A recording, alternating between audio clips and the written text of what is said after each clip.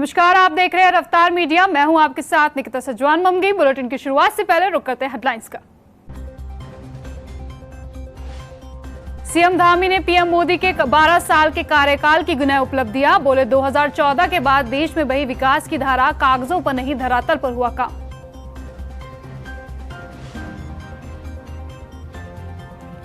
दो 2027 के लिए बीजेपी का खास प्लान तैयार। हारी सीटों पर बड़े नेताओं ने संभाली कमान। 13 जून से विधानसभा क्षेत्रों में दिग्गज करेंगे प्रवास। 2 दिवसीय उत्तराखंड दौरे पर आए राष्ट्रपति द्रौपदी मुर्मू। देहरादून पहुंचने पर सीएम धामी और राज्यपाल ने किया स्वागत। 13 जून को आईएमए की पासिंग आउट परेड में होंगे शामिल। और उत्तराखंड में 12 जून तक बदला रहेगा मौसम का मिजाज। पहाड़ से लेकर मैदान तक बारिश का येलो अलर्ट। अंदर चलने की जारी हुई चेतावनी।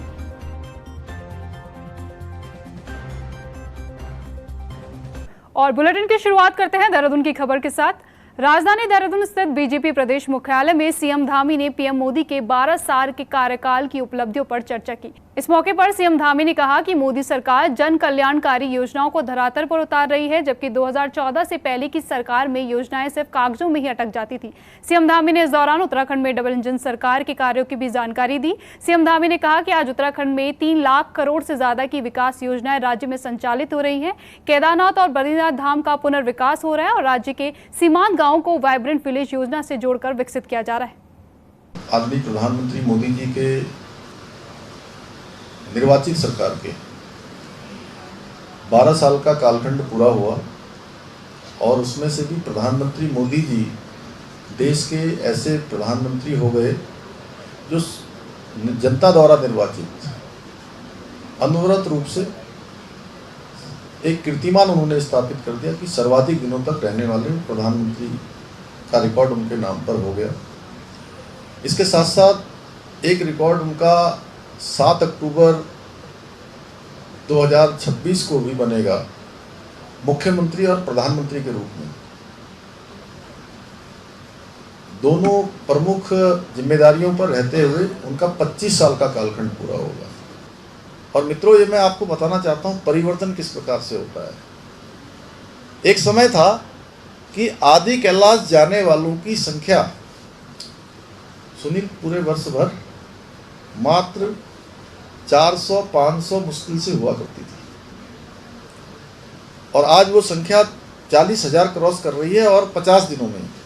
उधर उत्तरकाशी में भी पीएम मोदी के 12 साल का कार्यकाल पूरा होने पर जल कल्याण शिविर का आयोजन किया गया, जिसमें कैबिनेट मंत्री सौरभ बहुगुणा ने शिरकत की, जहां उन्होंने कई सरकारी योजनाओं के लाभार्थियों को चेक वितरित किए। साथ ही लाभार्थियों से संवाद कर डबल इंजन सरकार की उपलब्धियों को बताया। साथ ही जन कल्याण शिविर में लगे स्टॉलों का भी निरीक्षण किया।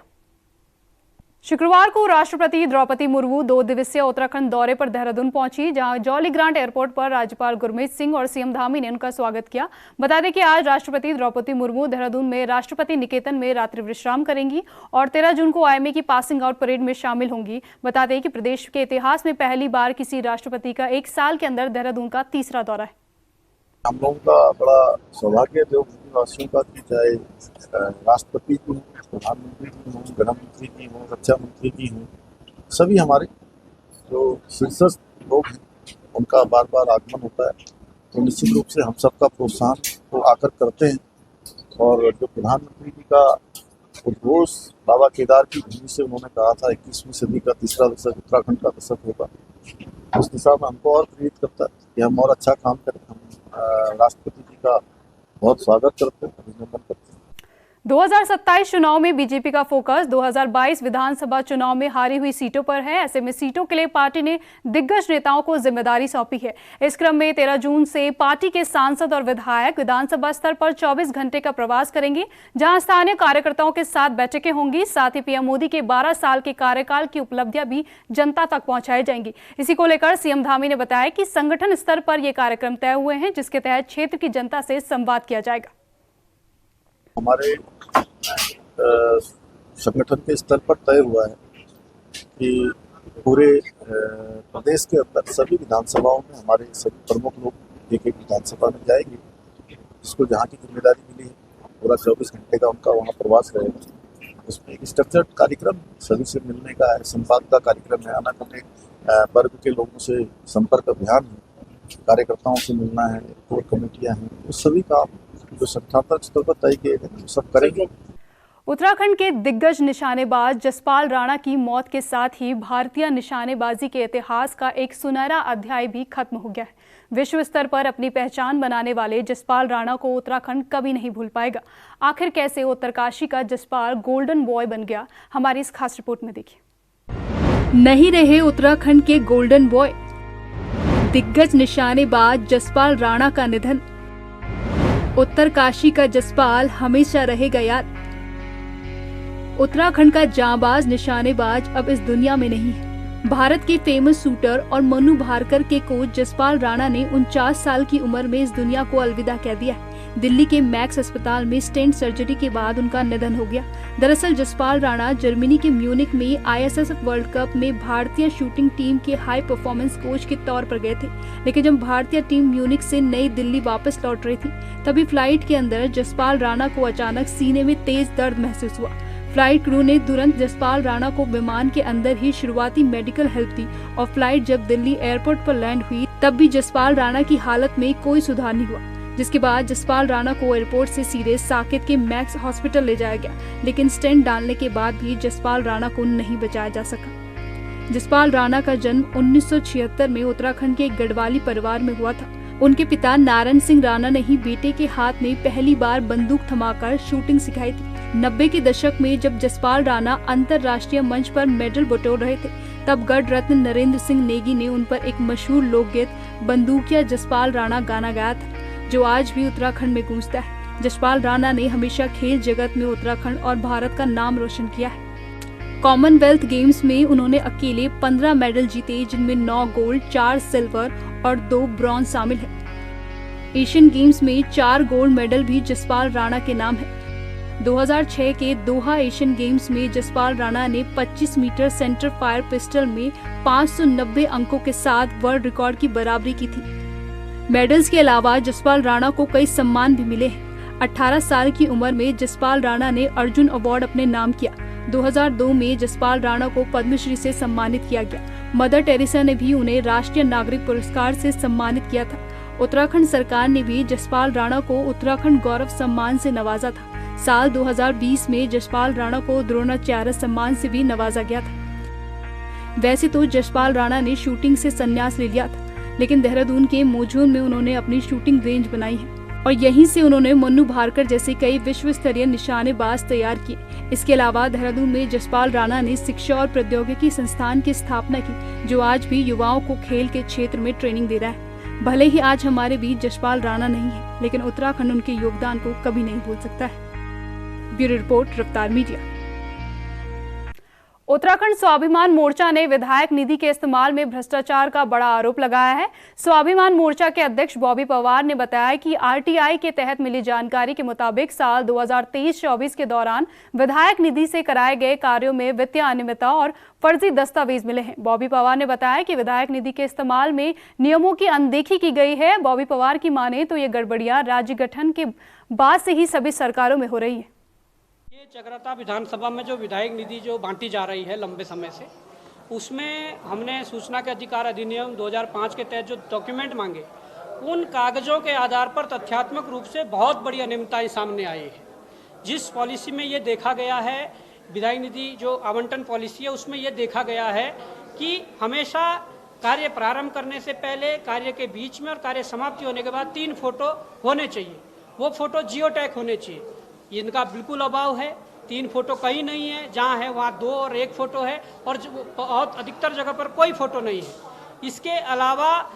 इसके अलावा वहाँ पर जिस प्रकार से विधायक निधि में व्यक्तिगत लाभ दिए गए हैं, ये विधायक निधि आवंटन की जो पॉलिसी है उसके ये विपरीत है और उससे बिल्कुल अलग है। ये व्यक्तिगत लाभ जो दिया गया है कहीं ना कहीं बहुत गलत। और शुक्रवार को रुद्रपुर विधानसभा क्षेत्र के आनंद गांव में महिलाओं के लिए बन रहे क्लस्टर हाउस का भूमि पूजन किया गया। विधायक शिव अरोड़ा और ब्लॉक प्रमुख ज्योति ग्रोवर ने लगभग 2519 महिलाओं के लिए बन रहे क्लस्टर हाउस का भूमि पूजन किया। इस मौके पर विधायक शिव अरोड़ा ने कहा कि डबल इंजन सरकार में विकास की कमी कभी नहीं रहेगी। हम खड़े हैं 2515 परिवारों के लिए और यहाँ पर आज ये जो जिस तरीके से हमने क्लस्टर हाउस बनाया है, ऐसी कल्पना भी, और ये ज़मीन देना 300 स्क्वायर मीटर की, ऐसी कल्पना भी वो लोग नहीं कर सकते थे। और काम लोगों को नज़र आ रहे हैं हर गांव में। शिवपुर में लगभग 70 से 80 लाख का काम हो चुका है। आनंद खेड़ा में हमारा जो है एक वहाँ भंडारा गृह बन रहा है। सुंदरपुर में लगभग 30 लाख रुपए भंडारा गृह बन चुका है। और हमारा जिसे कहते हैं कि मकरंदपुर जो है, हमारा जो मकरंदपुर है, वहाँ पर काम आरंभ हो गया है। बसंतीपुर में 25 लाख रुपए से नाला आरंभ हो चुका है। वहाँ सुभाष चंद्र बोस जी की मूर्ति की स्थापना हो चुकी है, सौंदर्यकरण हो चुका है। तो हर कौन सा गांव है जहां पिपलिया में कम से कम 70 से 80 लाख रुपए हम काम कर चुके हैं। देहरादून में विश्व पर्यावरण सप्ताह के समापन अवसर पर पर्यावरण संरक्षण और सामाजिक सेवा में सक्रिय जगदीश बावला का अभिनंदन समारोह आयोजित किया गया। हिमालय पर्यावरण सोसाइटी के जरिए Doon library and research centre में आयोजित इस कार्यक्रम में राज्य मंत्री रिटायर्ड कर्नल अजय कोठियाल और वरिष्ठ पत्रकार पद्मकांत शर्मा प्रभात के साथ कई पर्यावरण प्रेमी मौजूद रहे। कार्यक्रम में 5 दशकों से पर्यावरण संरक्षण और सामाजिक सेवा के क्षेत्र में सक्रिय पर्यावरणविद जगदीश बावला के 50 वर्षीय सेवाकाल पूर्ण होने पर उनके व्यक्तित्व और कृतित्व पर आधारित अभिनंदन ग्रंथ का लोकार्पण किया गया। दून लाइब्रेरी में आज 12 जून को ये पर्यावरण जो हिमालय पर्यावरण सोसाइटी है, जिसको जगदीश बावला जी प्रकृति रक्षण वृक्षारोपण करते हैं, तो उनके कृतित्व और व्यक्तित्व पर आधारित जो है वो अभिनंदन ग्रंथ है, उसके जो है उसके लोकार्पण के समय आया, उसको विमोचन हो रहा है। तो उसका मुझे यहाँ अतिथि बनाया है। और बावला जी ने पर्यावरण के क्षेत्र में बहुत काम किया है। उत्तराखंड के लिए मौसम का पूर्वानुमान जारी हुआ है। मौसम विभाग ने उत्तराखंड के लिए जून तक बारिश का येलो अलर्ट जारी किया है। मौसम निदेशक CS तोमर की माने तो पहाड़ से लेकर मैदान तक मौसम का मिजाज बदला हुआ रहने वाला है। उन्होंने बताया कि राज्य में 50 से 60 किलोमीटर प्रति घंटे की रफ्तार से तेज हवाएं चलने की संभावनाएं हैं। ऐसे में लोगों से सावधानी बरतने की अपील की गई है। देखिए, पिछले 24 घंटे में भी जो है उनको जो वर्षा रिकॉर्ड हुई है, काफी स्थानों पे जो है उनको हैवी रेनफॉल भी 4-5 स्टेशन पे प्राप्त हुआ है और अधिकांश स्थानों में प्रदेश में रेनफॉल प्राप्त हुई है जैसा कि पूर्वानुमान था। तो आज 12 तारीख हो गई है। अभी जो है आगे आने वाले 24 घंटे में, अगले 24 घंटे के लिए भी हमारा जो पूर्वानुमान है कि अभी प्रदेश में अनेक स्थानों से अधिकांश स्थानों पर जो है हल्की से मध्यम दर्जे की बारिश होने की संभावना है। और उसके बाद कल थोड़ा सा इफेक्ट कम हो जाएगा, जिससे वेस्टर्न डिस्टर्बेंस आगे बढ़ जाएगा और ईस्टर्ली भी थोड़ी कमजोर हो जाएगी। तो पर्वतीय जनपदों में जो ऊपर के नॉर्थ के हमारे पर्वतीय जनपद है, उसमें हम हल्के से मध्यम दर्जे की बारिश अनेक स्थानों पे संभावित है। हरिद्वार में मंगलौर और आसपास के ग्रामीण क्षेत्रों में अवैध स्लॉटर हाउस संचालित होने के आरोप सामने आए हैं।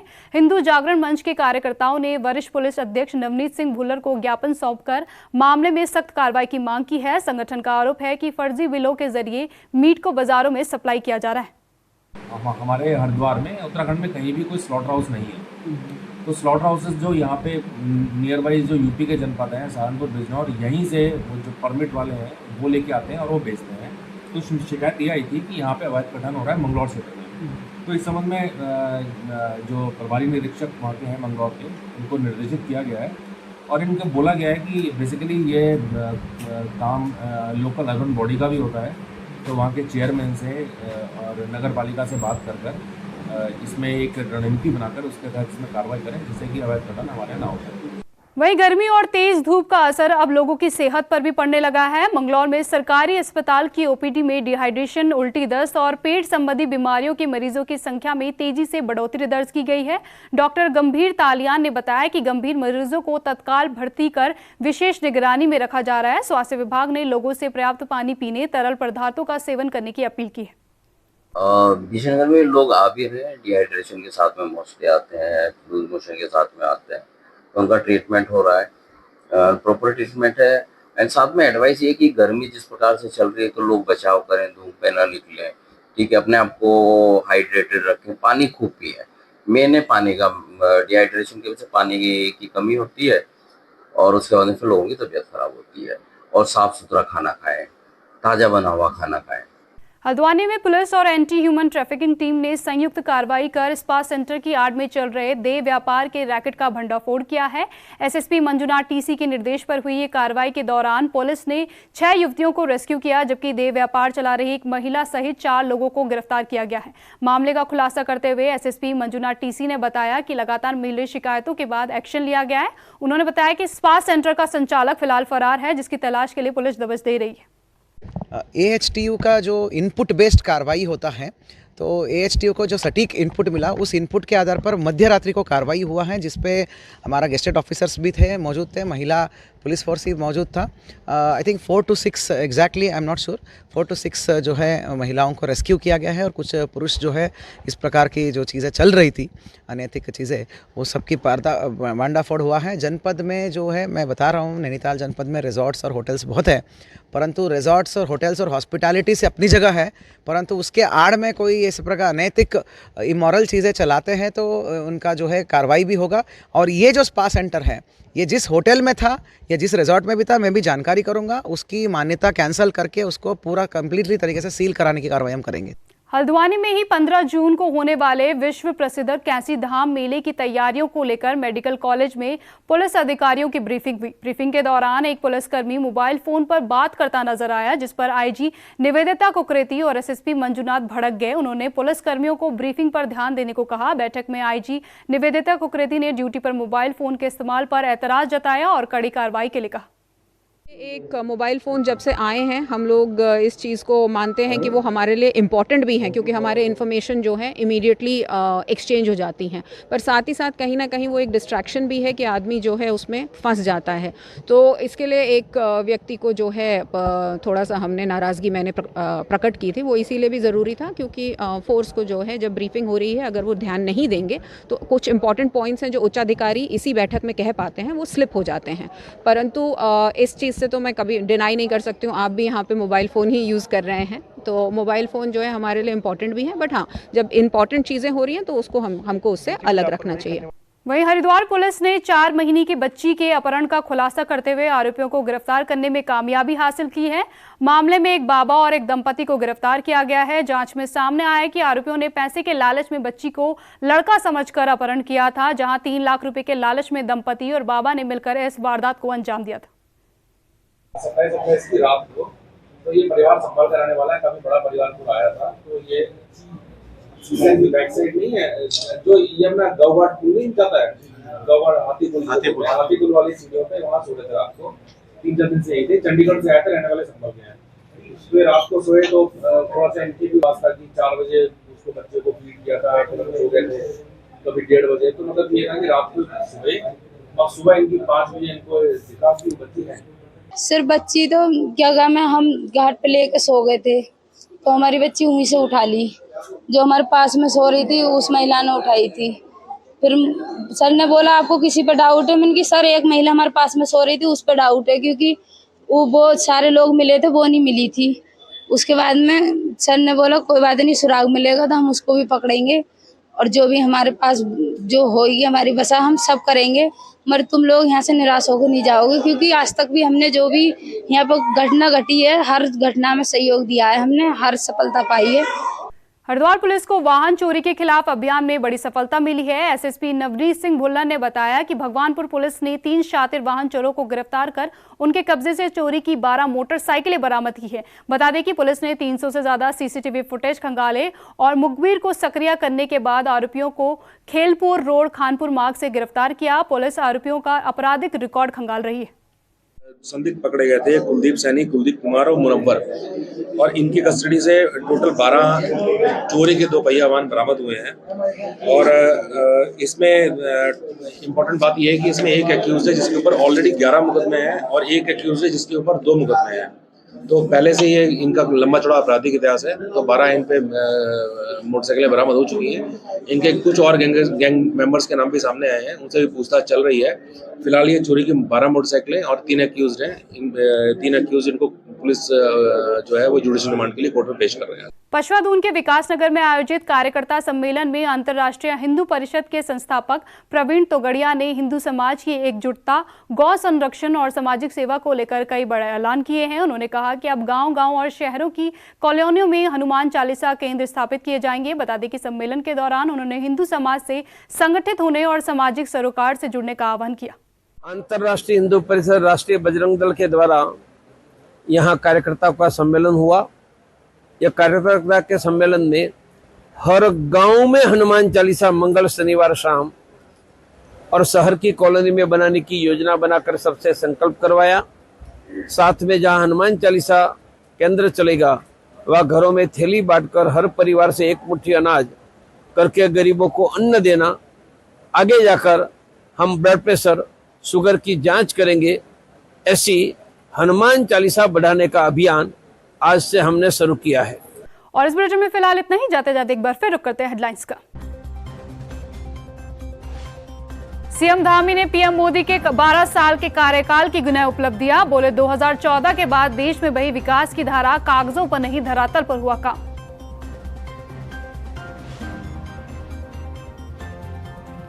– 2027 के लिए बीजेपी का खास प्लान तैयार। हारी सीटों पर बड़े नेताओं ने संभाली कमान। 13 जून से विधानसभा क्षेत्रों में दिग्गज करेंगे प्रवास।